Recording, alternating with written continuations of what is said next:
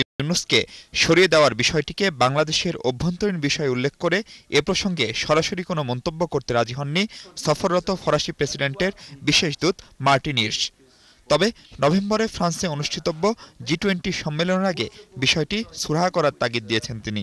বলেছেন, স্বাধীনতার পর এই প্রথম ফ্রান্সের বিভিন্ন কোম্পানি বাংলাদেশে ডক্টর ইউনূস প্রবর্তিত সামাজিক ব্যবসায় বিনিয়োগে আগ্রহী।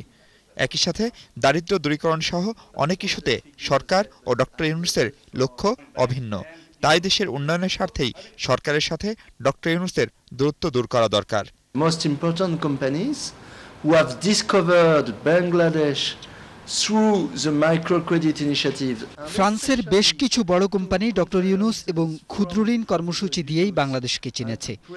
ডক্টর ইউনূসের বক্তৃতা থেকে তারা জেনেছে সামাজিক ব্যবসা কি হতে পারে। তারা এখানে বিনিয়োগে আগ্রহী।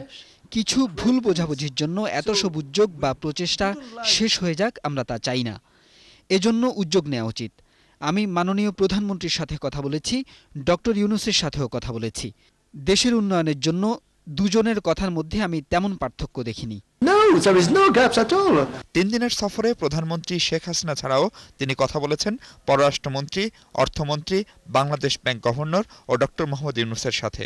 তবে এসব বৈঠকের পর কি বার্তা ফরাসি প্রেসিডেন্টের জন্য নিয়ে যাচ্ছেন এমন প্রশ্নের উত্তর এড়িয়ে যান তিনি। 3 দিনের সফর শেষে আমি যে রিপোর্টটি প্রেসিডেন্ট সার্কোজিকে দেব তা নিশ্চয়ই সংবাদ সম্মেলন করে বলবো না। আমার সফরের উদ্দেশ্য বাংলাদেশকে হুমকি দেয়া নয়, শাসানো নয় বা কোনো কিছু শেখানোও নয়।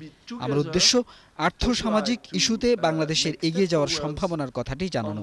International agenda on social economic issues.